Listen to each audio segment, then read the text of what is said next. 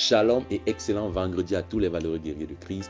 Nous rendons toute la gloire au Dieu Tout-Puissant qui nous a fortifiés depuis le début de la semaine.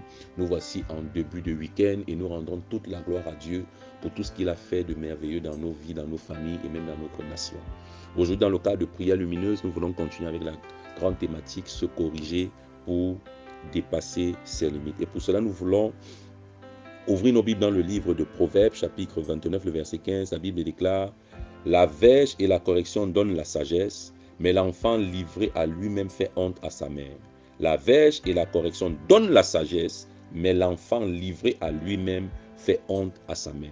Vous allez observer que nous sommes dans un siècle, dans une génération où les parents sont de moins en moins responsables. Les enfants sont donc livrés à eux-mêmes et vont faire ce que nous appelons l'auto-éducation. Les enfants s'auto-éduquent aujourd'hui et parfois s'éduquent au travers de la télévision, au travers des réseaux sociaux, au travers de certaines émissions télévisées telles que les téléréalités. C'est une grave erreur. Et aujourd'hui, on est surpris de voir que la nouvelle génération est de moins en moins sage comparée à l'ancienne génération. Pourquoi? Parce que en milieu familial, dans l'ancienne génération, les parents étaient beaucoup plus présents et ils étaient présents avec la verge et ils étaient présents avec la correction. Aujourd'hui, les droits de l'homme veulent soustraire une forme de correction dans les familles et cela entraîne toutes sortes de dérives.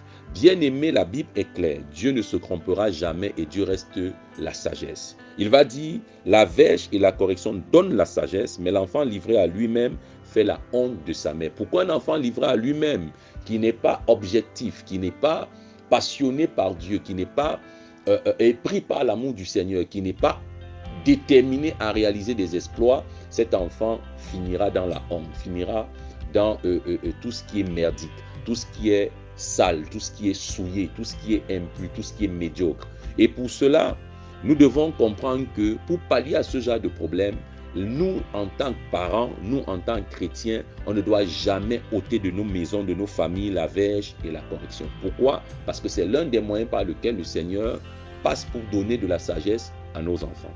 Alors, chaque enfant ne doit pas accepter de s'auto-éduquer et doit laisser un parent l'éduquer, doit laisser un pasteur, un homme de Dieu l'éduquer. Voilà pourquoi lorsque tu donnes ta vie au Seigneur, tu as besoin de te laisser éduquer selon les normes du royaume. Et on ne peut pas t'éduquer selon les normes du royaume sans te corriger. Et la correction, de prime abord, fait mal. La correction blesse. La correction, parfois, à un moment donné, te fait croire que tu es une mauvaise personne. Mais non, loin de là. La pensée de la correction, selon Dieu, c'est de nous donner de la sagesse. Et on a besoin de sagesse pour pouvoir réussir notre vie. Alléluia. Nous voulons donc prier. Éternel, mon Dieu et mon roi, aide-moi à ne pas mépriser, à ne pas rejeter la correction. Aide-moi à ne pas mépriser et ne pas rejeter la correction. J'ai besoin que tu m'aides à ce niveau. J'ai besoin que tu m'aides à ce niveau, oh Dieu. Pendant qu'on va me corriger, donne-moi d'accepter la correction et de rectifier le tir selon que, Père éternel, les objectifs doivent être atteints. Merci Seigneur de le faire, que la gloire et l'honneur te reviennent. C'est au nom puissant de Jésus-Christ que nous avons prié. Amen. Tu es hautement béni et que le Saint-Esprit nous conduise. Shalom.